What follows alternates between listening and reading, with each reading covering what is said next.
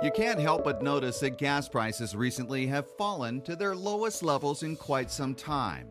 In addition, as we approach the cooler winter months, natural gas prices are also low. And while there can be a number of reasons for the drop in prices, certainly a major contributing factor is the dramatic increase in domestic oil and natural gas production.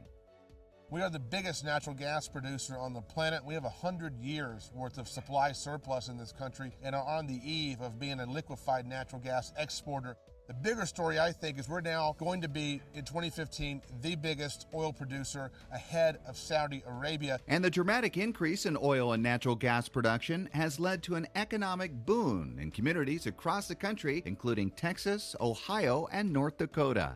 I'm in Midland, Texas right now. Midland now has surpassed Greenwich, Connecticut as the wealthiest zip code in the United States. No one thought that was possible. Just back in the 80s, Midland was basically a desolate town that was almost broke because of the boom and bust. We go up to Williston, North Dakota, in the heart of the Bakken play, and they've got a $2 billion surplus in their coffers and unemployment rates under 2%. So these boom towns really are a bright spot in an overall kind of dull economy since 2008.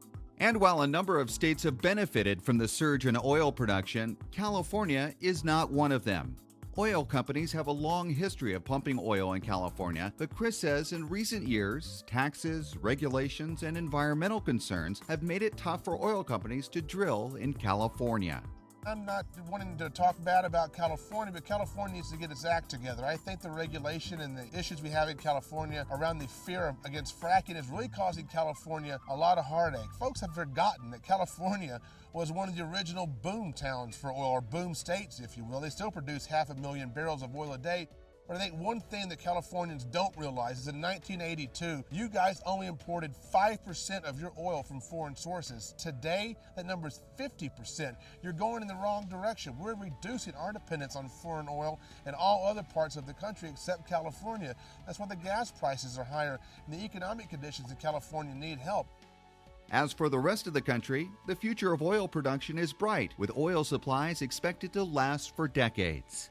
I think we're 30, 40, 50 years worth of work here in the Permian. And look, in 10 years from now, you and I could be talking again about new technology that extracts even more oil out of the ground. Maybe the 75 billion becomes 150 billion and we start the process back over again. And that's just one area in Texas. We haven't even talked about the Marcellus Shale, the Bakken Shale. All these plays that are emerging all over the country means lots and lots of drilling, which means lots and lots of work, lots and lots of wages being paid, taxes, a number of things. I think we're in the first inning of a very, very long baseball game. And that's a game that's likely to bring jobs and prosperity for many in America for a long time to come. I'm David Wiley for California Life.